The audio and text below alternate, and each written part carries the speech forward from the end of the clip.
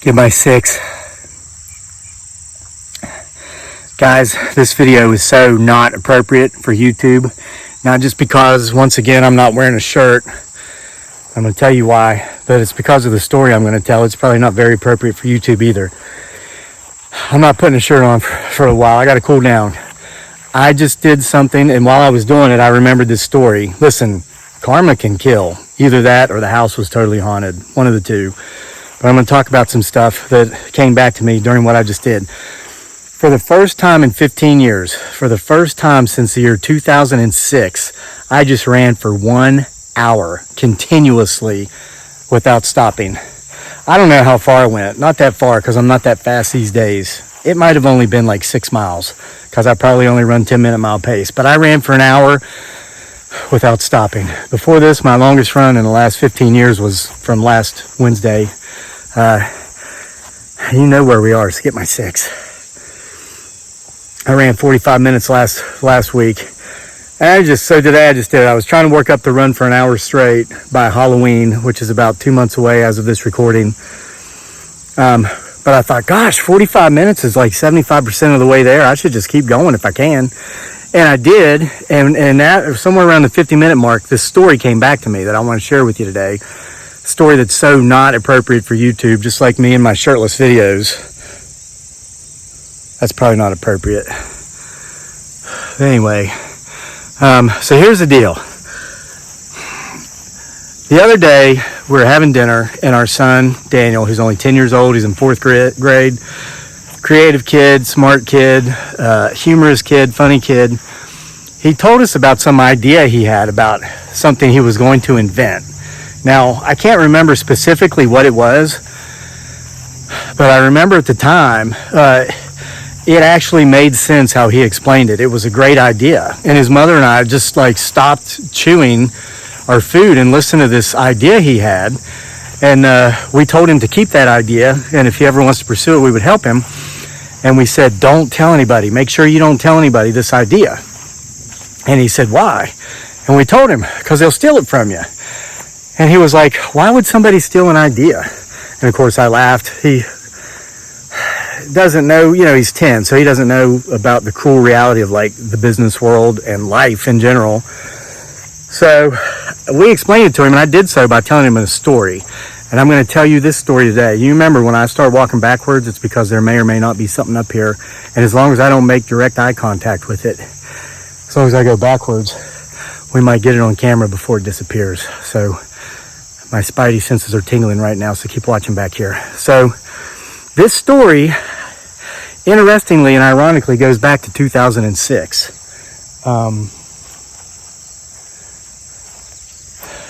The last time I ran this long. Now in 2006, I would run at least an hour most days, and usually more, because I was actually training for the Olympic marathon trials. Now, hear my words here. I didn't think I could actually qualify for the team. I knew I couldn't qualify for the team, but I knew I could qualify for the trials. You had to run a marathon, and I think 2 hours and 22 minutes, which was like 5:56 minute per mile pace, 26.2 miles back to back.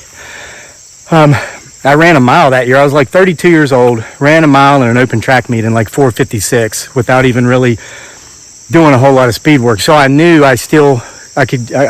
So anyway, the reason I didn't do it that year, I ended up going through a divorce, and that's part of the story.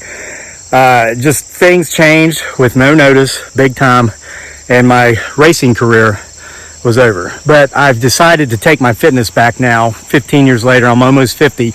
I know I'll never have that speed back. It's just not possible. The aging process is a real thing. Gravity becomes more real with each passing year and its effect on the body. But I can get that fitness level back, and that's the goal, okay? But here's the story. Back then in 2006, and all this happened just before I got a divorce, I used to be like an investment counselor, and I used to hang out with these older guys. They would have been like in their 50s at the time. I was in my early 30s. And, they were small business owners, a lot of them. There was this one guy in particular I really liked, and he owned a lawn care company. And I used to talk to him about investment ideas. I'd say, hey, you should consider this stock, blah, blah, blah. And this guy was good. He was like, well, I only do business with people that do business with me, who's cutting your lawn. And I was like, well, how about you from now on? And so I gave him my business. He never did invest with me, but here's what he did. I think he was going, and like, if I was making a stock recommendation, he'd buy it online through Ameritrade so he wouldn't have to pay commissions.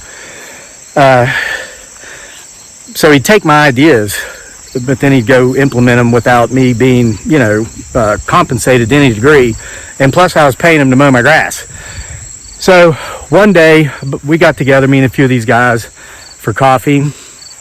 And he says, you know what, Kevin, what would be a great investment, especially for a guy your age? And he says, especially since, you deal with people with money and people who are investors. He says, if you could find some real estate, like a house that somebody was willing to sell you, a house that they owned outright maybe, and have them carry the note on it, which means you don't have to go to a bank. Basically, they are the bank, and let you make direct payments to them, and then you could turn around and rent the house. That would be a great investment for a guy your age, if only you could find a place like that or a person like that.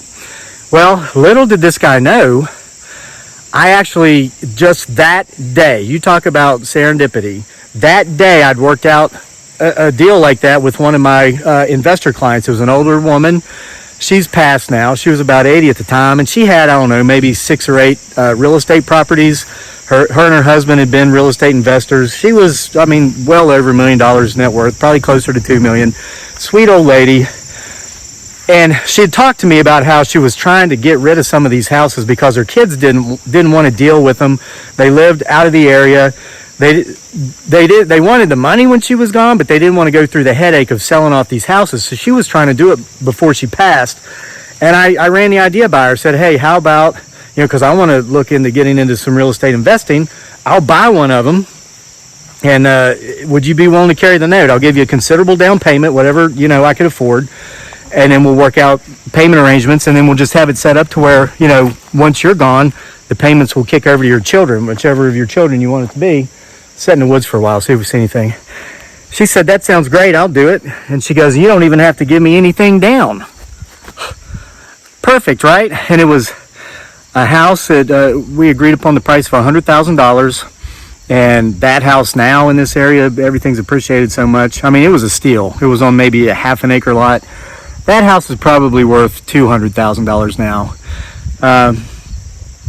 So I told this guy this, right? My friend told him, because he mentioned that, and I said, wow, it's amazing. He's like, wow, you actually found somebody willing to do that? Who was it? And I was dumb enough to tell him, okay? So the next day, I'm sitting in my brokerage office, phone rings. It's this little old lady, and she says, hey, she goes, you got a tax-free bond or something I can put $10,000 in? And I said, well, yeah, I can find you something. I said, would you have a bank CD come due? Where'd this 10 grand come from? She goes, well, you're not going to believe it, but that house we were talking about you buying from me? And I said, yeah. She said, just out of the blue, I had a man show up here first thing this morning, hadn't even had my coffee yet, had a check in his hand for $10,000, wanting to buy that house if I was willing to carry that note. And I said, and you sold it to him? And she said, yeah, I did. She said, how could I pass that up? And she said, if you want one of my other houses, we'll work it out. And so I said, was that guy's name? And then I said this guy's name. And she said, well, my word, how on earth did you ever know? I said, wow. I said, I thought that guy was my friend. I said, I actually had a conversation with him about this yesterday. So anyway, the next time I saw that guy, he's just talking to me like nothing ever happened because he didn't know that I knew. And he's just talking, whatever. And I just cut him off mid-sentence. I was like, dude, why'd you buy that house out from underneath me? And you know what he said? He went, oh my God, how did you find out? That was his exact reaction. I said, dude, that woman's one of my clients. She called me because she had the money you gave her to invest. He's like, oh. So then he starts apologizing and telling me this sad story about how his mother was in her late 80s and he was trying to get her to move closer to him so he could keep an eye on her. She lived out of state and he bought that house for her and blah, blah, blah, blah, blah. I'm like, whatever, man, whatever. And so how'd things work out after that? Here's how things worked out. This shows that karma is real and that house was potentially haunted. And I'm not trying to be mean here, and I definitely am not saying the guy got what he deserved, because nobody deserves this. This is just the series of events in which things happen. Let me use my favorite preface. I better not be flexing too much. I just ran for an hour. I'm going to cramp up. I'm probably dehydrated as can be. So it's not so funny guy when you start getting cramps, is it? No. So his mother refused to come back to Virginia. She stayed where she was, out of state. She died 2 months later. This is terrible. I'm not. And then that guy, in less than a year after that, was dead from a very aggressive form of cancer. This dude smoked 3 or 4 packs of cigarettes a day. I mean, he was just one. I never understood it, because usually most people who are affluent and educated and all these things, they're not chain smokers. But he got hooked early, and I tell you, addiction is real. It can get its claws in you. So anybody is susceptible, okay? But he died. Now, I mentioned earlier, training for the Olympic marathon trials, my wife leaving me. Shortly after this dude bought the house out from underneath me, my first wife informed me we were getting a divorce. And I'm like, what? From out of the blue? Where's this coming from? What's going on? Well, what was going on was a good-looking tattoo artist who she was involved with. And ironically, a good-looking tattoo artist who, when he met her and she was a smoking hot, good-looking, attractive, married mother of 3, he was all about it. But when she soon informed him that she was soon going to be a smoking hot, attractive, unmarried, single mother of 3, he didn't find her so desirable anymore, and he cut ties and whatever. She tried to come back, and I was like, no, I don't chase, I replace. This is a part that's probably not appropriate for YouTube. Here's the deal. If your partner commits adultery on you and you take them back, what you're doing is you're giving them permission to do it again. It doesn't matter what your words are, your actions are what matters. And basically you're saying, okay, next time you want to do this, I'm going to act mad, I'm going to act upset, and we're going to have the divorce conversation, but I'm going to take you back at the end of the day, because I'm just a loser with no self-esteem. I'm a beta male, and, well, you can just go cheat on me with who. As a matter of fact, just don't tell me next time. I'm an alpha. I don't chase. I replace. Bye-bye. So, anyway, what's this have to do with the house and the good idea? After dude's mom dies, my wife's left me. I'm a single dad of 3 kids, all this stuff. The old woman calls me back and says, hey, that real nice man that bought my house from me that you were going to buy died, and I want to know if you want to buy the house now. When I asked my wife, too, why is this coming from out of nowhere? She said to me, well, I knew you were trying to buy that house, that other house, because we owned a house. So I was waiting on that deal to go through to leave you so that we would have another marital asset that I could take from you as we divorced. True story. So once the guy bought it out from underneath me, she just went ahead and started the whole process anyway. But here's the deal. The woman called me back about buying that house, and I thought, wow, this house has potentially caused 2 deaths. The old woman who was living out of state and her son who bought the house. This house potentially, well, it was part of this divorce that I went through. This house sounds to me like I shouldn't even consider touching it. Like maybe it's haunted, or it's definitely got some bad juju associated with it. But I didn't buy the house.